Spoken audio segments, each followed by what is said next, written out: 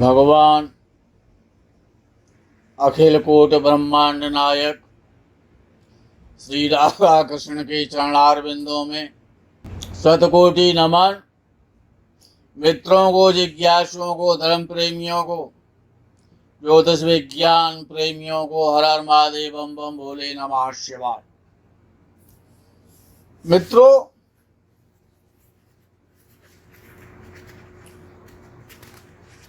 ये राशि फल अनेकानेक विद्वानों के द्वारा अनेकानेक माध्यमों से आप पढ़ते भी हैं और सुनते भी हैं। हमारा लक्ष्य आपके लिए ज्ञान देना है, ज्योतिष का ज्ञान देना है, सत्य और सटीक और सफलता देने वाला ज्ञान प्रदान करना है।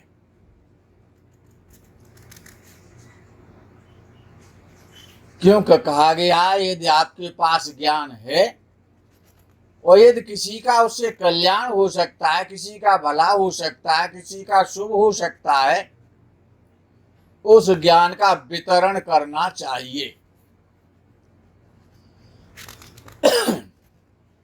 उसी ज्ञान के प्रकरण में आगे का प्रकरण प्रारंभ होता है कि यदि क्रूर ग्रह क्रूर भावों में बैठे तो हमेशा अच्छा फल देते हैं। क्रूर ग्रह क्रूर भावों में बैठे हैं तो वो अच्छे माने जाते हैं।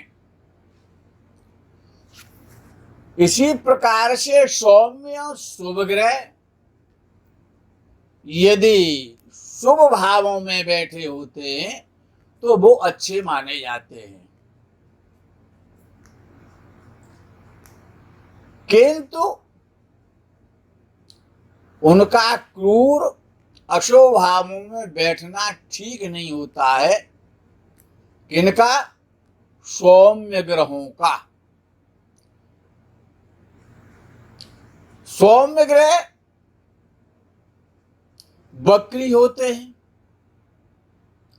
तो शुभ फल देते हैं, और क्रूर ग्रह जब वक्री होते हैं तो सदैव अशुभ फल देते हैं, पाप फल देते हैं।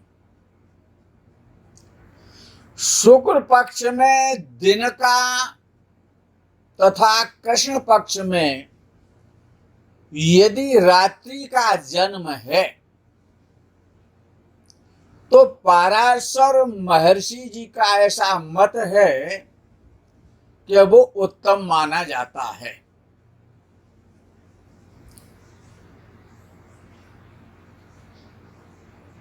कुंडली में जितने अधिक ग्रह उच्च राशि के, मूल त्रिकोण राशि के, स्वराशि के, मित्र राशि के होते हैं, उतना ही अच्छा जीवन व्यतीत होता है, उतना ही अच्छा जीवन में प्रत्येक क्षेत्र में घटित होता है। और जितने ज्यादा ग्रह नीच राशि में, शत्रु राशि में, अस्त या संधि में होते हैं, अस्त होते हैं या संधि में होते हैं, तो वह उतना ही खराब परिणाम भी देते हैं। सौम्य ग्रह केंद्र और त्रिकोण में होने पर, मित्रों याद रखना, सौम्य ग्रह अर्थात शुभ ग्रह, शुभ ग्रह शुक्ल पक्ष का चंद्र, अकेला बुध या शुभ ग्रहों के साथ में बुध, बृहस्पति और शुक्र, ये सौम्य और शुभ ग्रह कहलाते हैं। तो सौम्य ग्रह केंद्र में हो, त्रिकोण में होने पर वो सर्वश्रेष्ठ माने जाते हैं। क्रूर ग्रह, क्रूर स्थान, अशुभ भाव, क्रूर भाव 6, 8 और 12, और तीसरा भाव भी उसमें सहायक है।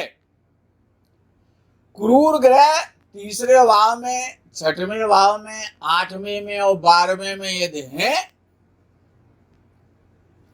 तो वो अपना अच्छा फल देंगे।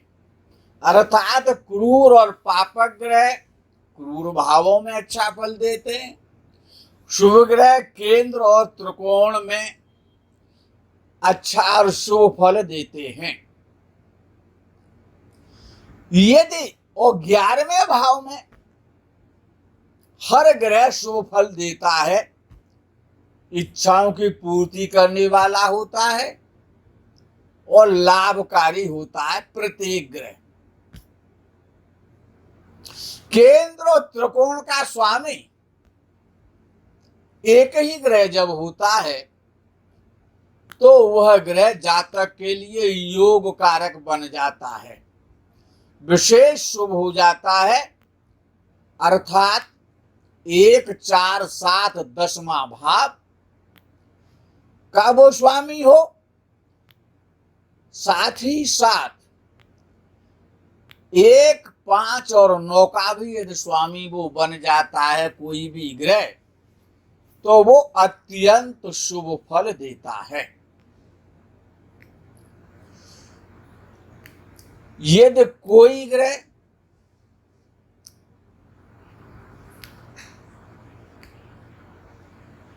दो केंद्रों का स्वामी एक साथ हो जाता है तो उसे केंद्राधिपति दोष लग जाता है। ऐसा नहीं है कि केवल बृहस्पति पर ये नियम लागू होता है। पाराशर ऋषि का तो यही मत है कि कोई भी ग्रह जब दो केंद्रों का स्वामी बन जाता है तो उसमें केंद्राधिपति दोष पैदा हो जाता है। यानी कि 1, 4, 7, 10 घरों में से किन्हीं दो का स्वामी एक ही ग्रह हो, अथवा केंद्र का स्वामी यदि केंद्र में ही बैठ जाए, केंद्र का स्वामी यदि केंद्र में बैठ जाए, भले ही वो एक ही केंद्र का स्वामी क्यों ना हो, लेकिन केंद्राधिपति दोष से पीड़ित हो जाता है। ऐसा ग्रह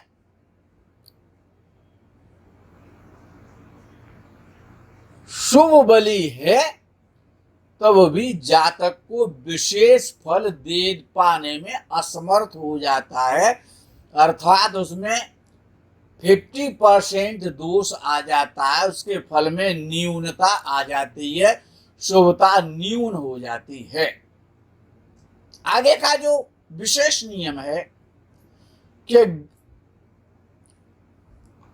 कुंडली में अष्टग्रह और मृतावस्था में पाए जाने वाले ग्रह, संधि में जो ग्रह आ जाते हैं और तो उनका जो प्रभाव है वो न्यून हो जाता है, अल्प हो जाता है। बाल्यावस्था और वृद्धावस्था के ग्रहों का प्रभाव भी बहुत कम हो जाता है। युवावस्था के और कुमारावस्था के जो ग्रह होते हैं वही अपना पूर्ण फल देने में सामर्थ्यवान होते हैं। कोई ग्रह जिस ग्रह के साथ जिस भाव में युति करता है उसके प्रभाव में अपना प्रभाव वो ग्रह मिश्रित कर देता है। अर्थात जो शक्तिशाली ग्रह होता है उन दोनों की युति में उसका प्रभाव कमजोर वाले पर पड़ जाता है। जैसे कि सूर्य के साथ यदि बुध बैठा है तो बुध कमजोर हो जाएगा, बृहस्पति बैठा है तो बृहस्पति में भी सूर्य के गुण आ जाएंगे, क्योंकि सबसे अधिक प्रकाश युक्त और दाह और तपन से युक्त सूर्य ही है, राजा है।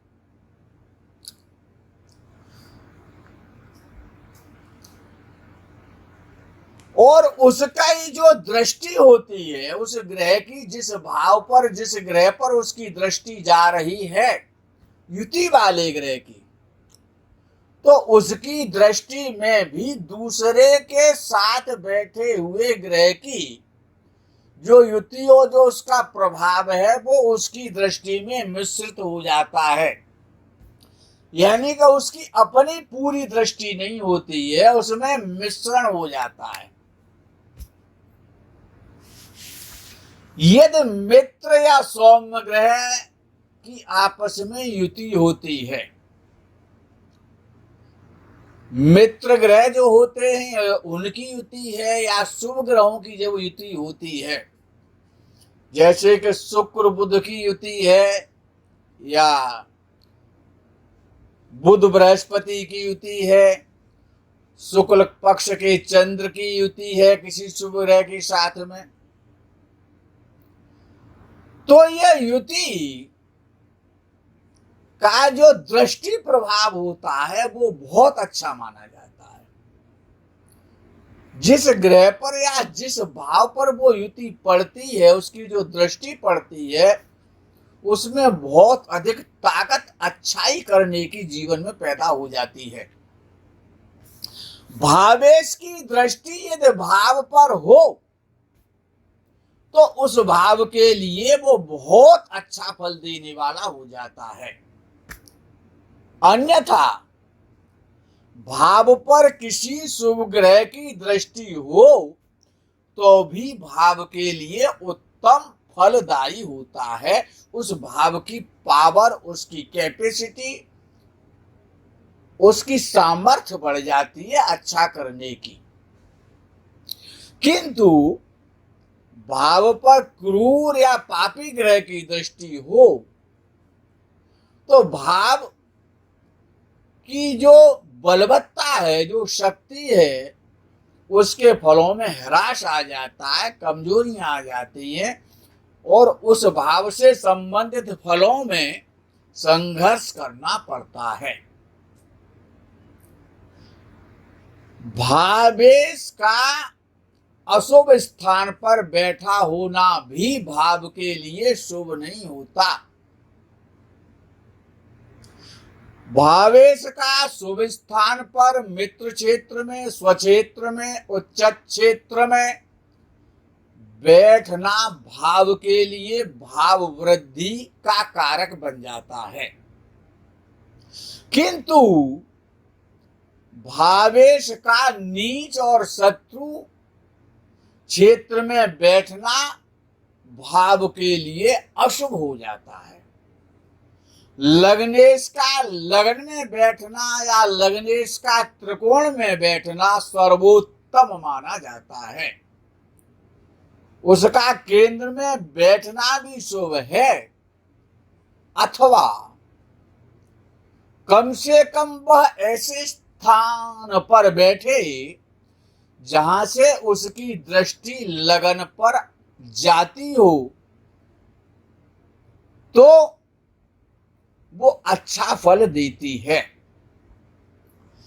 यदि लग्नेश दुस्थान यानी दुख स्थान विपरीत भाव, क्रूर और अशुभ भाव 6, 8 और 12 में यदि लग्नेश बैठ जाता है तो जातक के लिए बहुत शुभ नहीं रहता, संघर्ष कराता है, जीवन कंटकमय कष्टपूर्ण कर देता है।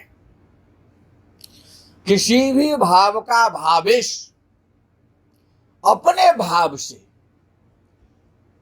दूसरे या 12वें भाव में यानी दुर्द्वादश योग बना दे या षडाष्टक योग बना दे, छठवें या 8वें भाव में किसी भी भाव का भावेश अपने भाव से दूसरे भाव में या द्वादश भाव में या अपने भाव से छठवें या 8वें भाव में बैठना उस भाव के लिए अच्छा नहीं होता है।